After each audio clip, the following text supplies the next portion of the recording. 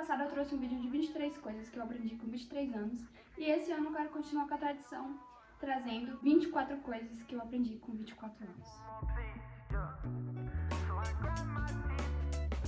Faço aniversário em setembro, dia 5 de setembro. E ao longo do ano, desse ano de vida, de 23 anos pra cá, eu fui anotando no meu caderno 24 coisas que eu fui aprendendo ao longo desse novo ano de vida. Como é bastante coisa, eu não vou nem enrolar, só vou te pedir pra deixar um like já e bora lá pra o aprendizado número 1. Eu tenho um filho, ele vai fazer 3 anos. Quem não ama, não gosta ou não faz questão de estar perto do meu filho, não merece estar na minha vida. Meu filho é uma parte muito importante da minha vida hoje em dia. Ele é um pedaço de mim, um pedaço da minha história. Então, quem não quer fazer parte disso, que é tão importante pra mim, quem não se importa com essa parte, não faz mais sentido pra mim manter na minha vida. Porque ele é muito importante pra mim, ele é uma parte de mim, fora do meu corpo. Então, pra mim não faz sentido uma pessoa querer estar comigo e não querer estar com meu filho. Eu não tô falando assim que você tem que ficar sempre com meu filho, não tô falando que é pra pessoa estar sempre conversando comigo sobre maternidade ou querendo ver meu filho, não tô falando disso. É só que, tipo assim, eu vejo que o amor que as pessoas que me amavam assim, genuinamente se expandiu para o meu filho. E pra mim isso é super natural. Até porque se eu tenho uma amiga e ela engravida e tem um filho, é mais uma coisa pra me amar, mais uma pessoa pra me amar.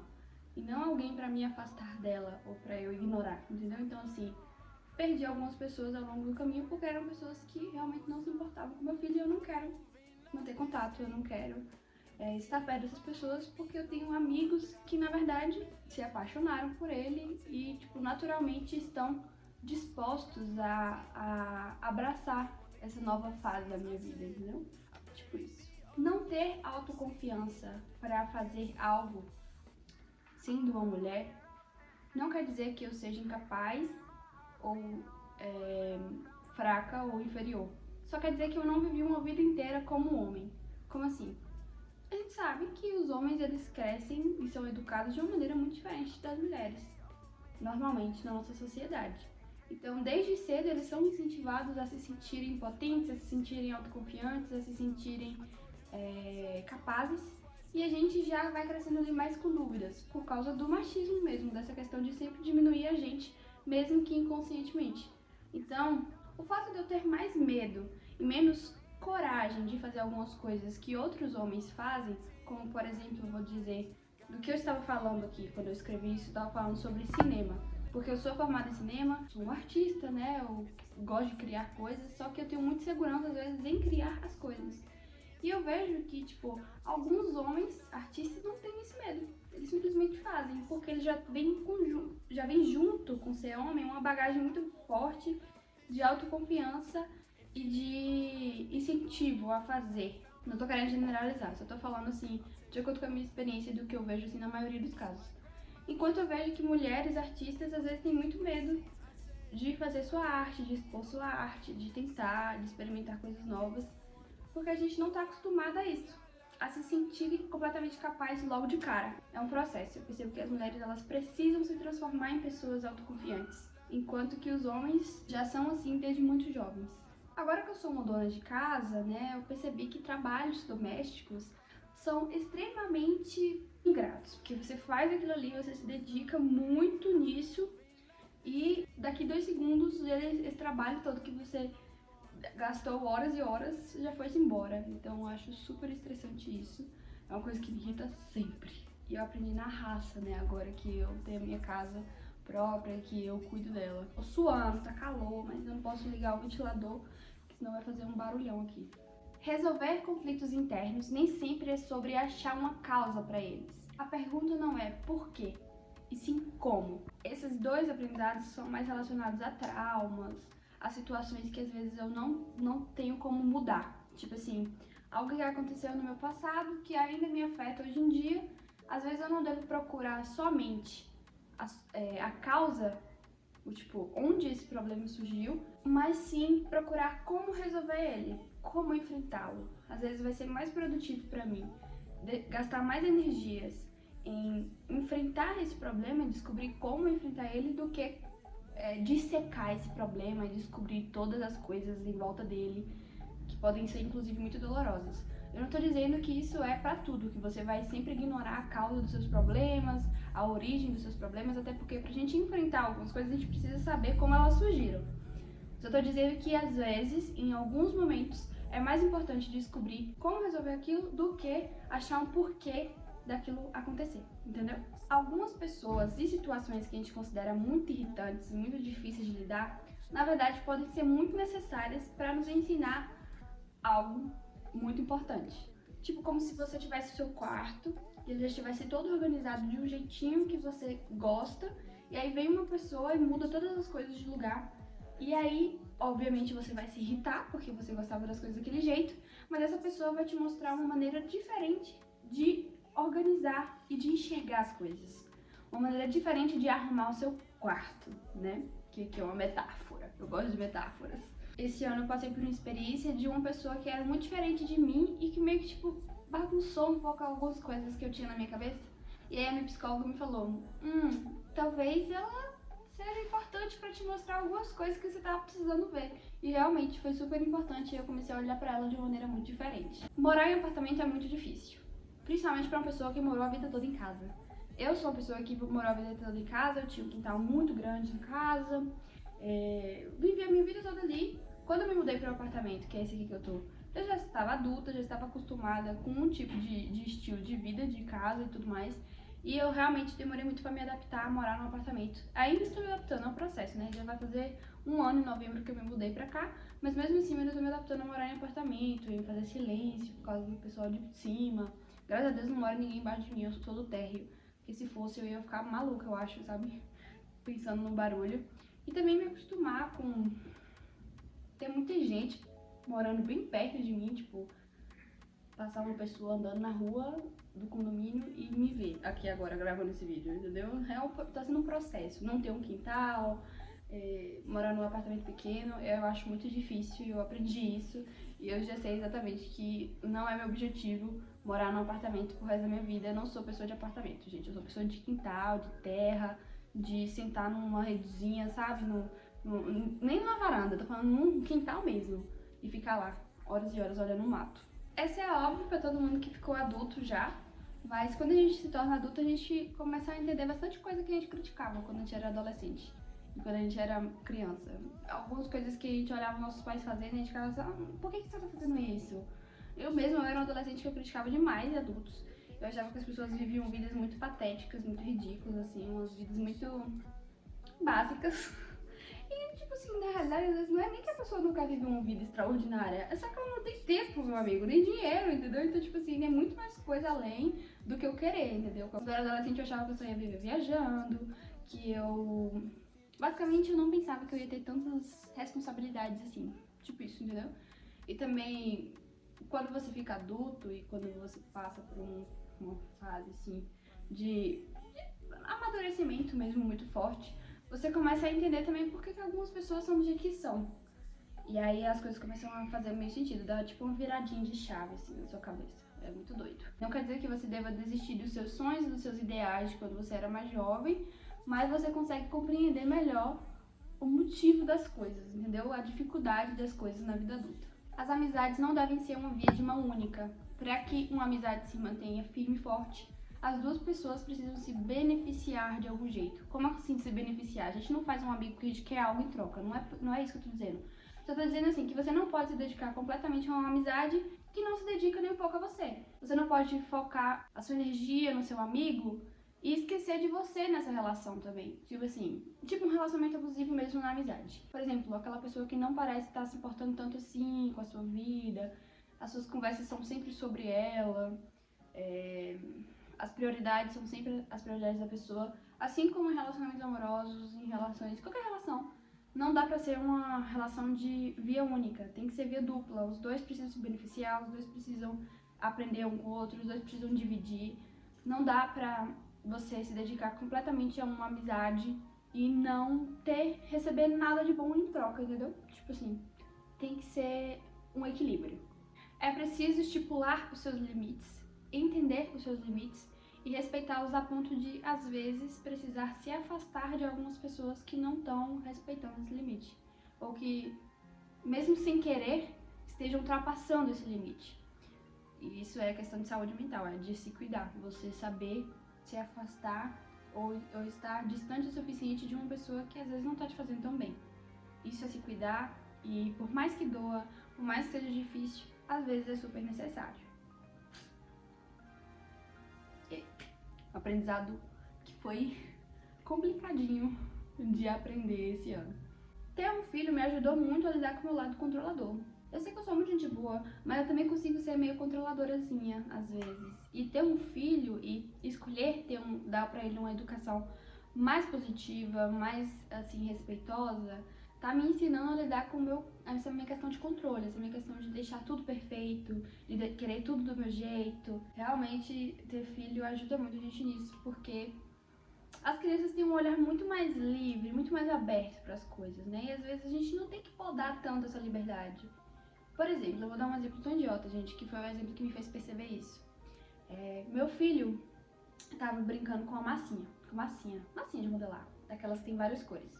Quando eu era criança, eu não gostava que misturassem a massinha, porque eu não queria que minha massinha ficasse com aquele marrom, aquela cor feia. Eu queria ter várias cores diferentes para poder fazer várias coisas diferentes.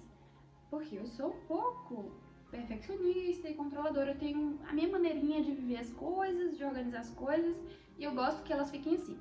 Então, tipo, com as minhas massinhas, eu sempre brincava desse jeito, separando, nunca juntava, nunca misturava. Aí um dia meu filho tava brincando com a massinha e ele foi pra misturar. E eu fiquei várias vezes falando pra ele, filho, se você misturar, vai ficar marrom. Filho, não mistura. Filho, separa. Eu fiquei várias vezes falando sobre isso com ele. Até que chegou um momento em que o meu filho de 2 anos virou pra mim e falou, mãe, se misturar tá tudo bem, não tem problema. Eu falei, não, mas vai ficar marrom, vai ficar só de uma cor. Ele falou, não tem problema. Então, tipo assim, meu filho de 2 anos me falou, nega, relaxa, fica tranquila, as coisas não precisam ser perfeitas, entendeu? Eu gosto, assim, tudo bem ficar desse jeito. E aí eu fiquei refletindo muito. Uma massinha, gente, me fez refletir horrores sobre a minha infância, sobre a minha personalidade, sobre a minha questão de controle que eu às vezes ultrapasso e afeto o outro, sabe? Para de ser só sobre mim, começa a virar pro outro também, começa a jogar no outro. E é uma coisa que eu não quero fazer no meu filho. O máximo que eu conseguir evitar de fazer isso, eu vou tentar. E aí eu fiquei muito reflexiva sobre o quanto ele tá me ensinando, não só nessa questão da massinha, mas de várias outras coisas. Você realmente tem que ficar de cara com vários defeitos não tão legais assim quando você tem um filho. Até porque as coisas não precisam ser perfeitas para ser sublimes. Não precisa ser exatamente do jeito que você planejou, não precisa ser exatamente do jeito que você pensou. Às vezes vai ser mais legal ainda se for diferente. E não existe essa perfeição, nem você, nem nas coisas, nem na... entendeu? Não tem como ter essa perfeição e às vezes não precisa disso pra ser legal. Ninguém é obrigado a gostar de você e nem você é obrigado a gostar de ninguém. Eu tenho uma necessidade de aprovação, de que as pessoas gostem de mim, de que as pessoas se sintam confortáveis comigo. E eu percebi mais forte ainda esse ano o quanto eu me ponho de lado e me anulo pra ter essa aprovação. Tipo, me submeto a situações que eu não quero estar só pra outro gostar de mim. E tipo assim, não preciso agradar a todos. Não preciso, não tenho necessidade disso, sabe? E nem tenho necessidade de gostar de todo mundo. Tá tudo bem se eu não gostar de alguém. Tá tudo bem se eu não for com a cara de alguém. Sabe? Eu não vou deixar de ser legal, não vou deixar de ser divertida, não vou deixar de ser uma boa pessoa por isso. Eu tentei me relacionar com aquela pessoa, eu tentei, não gostei, tudo bem. Não gosto dessa pessoa, acabou. Eu vou tratar essa pessoa mal por isso? Não. Mas eu não preciso estar em contato com essa pessoa se eu não quero. Assim como os outros também não precisam gostar de tudo em mim e não precisam gostar de mim. Tipo assim, se tinha alguma pessoa, sei lá, na escola, algum amigo de um amigo, que eu sentia que não ia muito com a minha cara, eu ficava muito mal, eu ficava tentando agradar essa pessoa. E aí, em várias dessas vezes, quando eu consegui parar de tentar agradar a pessoa, foi que a pessoa começou a gostar de mim. Por quê? Porque eu estava sendo eu mesma, eu estava sendo autêntica de verdade, eu estava simplesmente sendo eu, sem me importar muito se essa pessoa ia gostar ou não. Então eu acho que isso até ajuda as pessoas a gostarem mais da gente. As pessoas adoram estar perto de pessoas que são autênticas, de pessoas que sabem quem elas são. Então, e também se não gostar, tudo bem, tem gente que gosta, tipo isso, né? É isso, você pode gostar de um filme, eu posso não gostar. Mesma coisa com pessoas. Se você gosta de fulano, eu não gosto. Tudo bem, o que a gente faz? Nada. A gente aceita e não mantém um contato tão próximo, entendeu? Você pode fazer isso. Você pode escolher com quem manter contato. Isso não quer dizer que a gente vai estar sendo uma pessoa ruim, só quer dizer que a gente está se respeitando, respeitando nosso limite e aceitando a realidade. Eu não gosto de você não gosta de mim, pronto, entendeu? Só isso, porque eu sempre achei que eu precisava me relacionar bem com todo mundo. Mas não, minha psicóloga chegou e falou, epa, relaxa, minha nega, não existe isso, nem Jesus agradou a todos, né? A gente sabe disso. A raiva é um sentimento válido, você pode sentir ele, mas você não pode jogar ele no outro. Não existe. E nem você mesmo. Você tem que canalizar essa raiva e transformar ela em outra coisa. Quem sabe até arte. É uma forma de expressar esse sentimento que às vezes a gente não gosta de sentir e que a gente não deve jogar no outro nem em nós mesmos. O que a gente pode fazer? Canalizar ele pra algo. Só precisa fazer desse sentimento algo útil de alguma forma, entendeu? Não basta só ter um sonho, você tem que lutar por ele. Muito pouco provável que o seu sonho vai se realizar com você ficando parado só esperando, entendeu? Você tem que ir fazer alguma coisa com ele. E tudo que é real leva tempo e dá trabalho. Aquilo que você vai fazer e vai construir com as suas próprias mãos, provavelmente, muito provavelmente, vai demorar um pouco para se realizar e vai dar um trabalhinho. Até porque a maioria das coisas que vale a pena, que valem um esforço, às vezes são muito difíceis de ser conquistadas. E isso faz com que aquela coisa tenha mais valor ainda. Por exemplo, um sonho, como eu acabei de falar, pode ser que ele dê muito trabalho, mas para ele se tornar real, precisa dar um pouco de trabalho, às vezes tem que levar um tempo. Um relacionamento, para esse relacionamento ficar do jeito que você gosta, do jeito que você quer, claro, dentro dos parâmetros do que é saudável, tá, gente? Vai dar um trabalhinho, você vai ter que aprender com essa pessoa, você vai ter que se dedicar, essa pessoa vai ter que se dedicar também, até vocês construírem algo que é real, que é forte o suficiente pra enfrentar qualquer problema, entendeu? Basicamente isso. Eu tenho um pouco de problema com a minha casa, porque eu me sinto, assim, muito falha quando a minha casa não tá 100% arrumada. Só que eu tenho uma criança, né? E aí esses dias a minha psicóloga chegou pra mim e falou assim, o que dá mais trabalho? Manter uma casa sempre limpa ou criar um lar que seja amoroso, gentil e respeitoso? Criar um lar sempre vai ser muito mais difícil do que arrumar uma casa, do que manter uma casa, as aparências de uma casa, do que ter a casa perfeita, do que ter uma casa super decorada, com os móveis que você quer, isso e aquilo. Isso é muito fácil, você tem dinheiro, ou então você procura o dinheiro, vai atrás do dinheiro, pronto, você consegue. Mas você construir um lar já é mais complicado, é bem mais complexo. Então, às vezes, quando eu tô pirando muito, assim, com a minha casa tá, tipo, eu não tô conseguindo manter a ordem, até porque minha casa é pequena e aí ela fica bagunçada fácil. E aí eu fico me sentindo muito culpada, e aí eu fico pensando, pô, às vezes eu não tô conseguindo arrumar minha casa porque eu tô dando atenção ao meu filho. Às vezes eu não tô conseguindo arrumar minha casa porque eu tô fazendo tal coisa. O que é mais difícil, sabe? É realmente mais difícil deixar a minha casa arrumada ou as coisas que eu tô fazendo pela minha família, sabe? Pelo bem-estar de todo mundo. Então fica aí o questionamento. Se você é uma mamãe, um dia sua casa vai ficar vazia, arrumada, sem bagunça, sem brinquedo, espalhado. Mas nesse dia também você não vai estar com seu filho em casa. Então, às vezes, o que vale mais a pena, sabe? Você ficar mais relaxado e aproveitar esse momento ali que vai ser o único que vai passar, ou você ficar pirando o tempo todo por causa de organização, que, claro, é importante, mas não é tudo. Deu pra entender? Não é pra você ser labuar, não é pra você ser cebosa. Mas também não é pra você ser maluco por causa de limpeza, que no caso é o que eu tava me tornando, entendeu? Às vezes tudo que você precisa fazer é ouvir o que a sua tristeza tá te dizendo. E não reprimir ela, sabe? Tipo, não deixar ela ali espremida no seu peito. Às vezes a sua tristeza vai te dizer uma coisa que vai te ajudar a mudar a sua realidade e deixar tudo mais tranquilo. Não ignore seus sentimentos ruins. Sabe aquela música da Clarice Falcão? Alguma coisa não seria eu? Eu não sei o nome da música, vou botar aqui.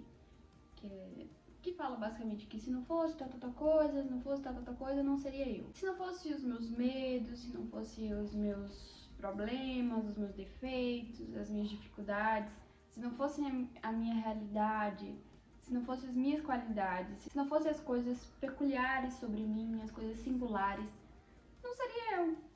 não fosse a minha história, não seria eu. E eu sou valiosa, eu sou incrível, eu sou legal. Vale a pena abraçar tudo que significa ser quem eu sou, sabe?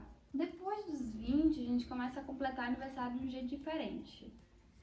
Eu senti, assim, que depois dos 20 anos, os meus aniversários, eu fiquei muito mais reflexiva e meio, assim, mais paradinha do que antes, sabe? Acho que os 20 anos também é um negócio, sabe? Sabe esse rolê todo que as pessoas fazem com os 30 anos, que, tipo, 30 é uma idade importante? Eu acho que os 20 também são muito importantes. Eu não sou melhor nem pior que ninguém e não é uma competição. A vida não é uma competição. Não tô aqui pra competir com ninguém, então eu não preciso nem ser melhor e nem pior. Tá todo mundo tentando sobreviver, tá todo mundo tentando chegar em algum lugar, tá todo mundo tentando melhorar, pelo menos a maioria das pessoas. Então, assim, não vale tanto a pena se comparar, sabe? Porque essa resposta não existe. Fotografar me faz muito bem e eu sou boa nisso. Percebi isso de novo nos meus 24 anos de vida. E eu adoro isso, eu acho que eu tenho um olhar bonito sobre as coisas e eu acho que eu consigo cada vez mais expressar isso através da fotografia. Tanto que eu voltei a trabalhar com isso, depois de anos e anos sem fazer. Porque eu fotografava quando eu tinha 15 anos, eu comecei a fotografar com 15 anos. A minha câmera quebrou, eu desisti, entrei na faculdade e fui parando de fazer isso e agora estou voltando. E agora sou oficialmente uma fotógrafa de novo. E tá me fazendo muito bem, porque eu gosto muito de mostrar o meu olhar sobre as coisas, sobre as pessoas, através da fotografia. Tudo que eu preciso é dar o primeiro passo, e isso só eu posso fazer. Seja pra começar algo novo, seja pra ser uma pessoa melhor, seja pra enfrentar alguma coisa que tá difícil. Tem coisas, na verdade a maioria das coisas, só eu posso fazer por mim. Então, tudo que eu preciso é só começar. E parece que é fácil, mas não é, né? Ah, só que você precisa começar. Não quero falar só o que eu preciso é começar. Tudo que eu preciso é começar, porque só parece que é pouca coisa e tudo parece que é demais, que realmente é um esforço começar, né? Mas depois que começa também é muito mais fácil continuar e terminar. Eu tinha muita dificuldade em começar as coisas, eu tenho às vezes muita dificuldade de começar as coisas, porque eu achei na minha cabeça que eu tinha muita dificuldade de continuá-las. Mas eu parei pra pensar e percebi que é muito mais difícil começar do que continuar. E que às vezes parar as coisas na metade não seja tão ruim assim. Talvez eu aprendi algo no meio do caminho, já tinha o que eu tinha pra aprender ali e parei de fazer aquilo. Então não vale a pena ter medo de começar as coisas, sabe? E nem vale a pena ter medo de parar as coisas na metade ou de recomeçar algo que você parou. O que importa só é você tentar, você fazer, você se movimentar, né? Sair do seu lugar. Ir de um trecho para outro. Então é isso, gente. Essas foram as 24 coisas que eu aprendi nesse ano. E eu adoro fazer esse vídeo. Ano passado eu amei e eu vou continuar fazendo esse vídeo. Pelo menos essa é a minha ideia. O cabelo tá engraçado, né, gente? Vocês me perdoam, mas é porque tá muito calor. Se você gostou do vídeo, se você gostou de algum dos meus aprendizados especificamente, deixa aqui um comentário. Eu vou adorar ler, vou adorar conversar com você. Se inscreve no canal, eu sou muito legal, eu falo sobre várias coisas. Tem vídeo meu mostrando minha vida, tem vídeo meu sentada conversando, tem vídeo de tudo aqui. É só você se inscrever. Mas você tem que se inscrever agora, porque pode ser que você não me ache mais. Meu nome é difícil, nem todo mundo lembra, então já corre e se inscreve aqui logo. Um cheiro e até o próximo vídeo.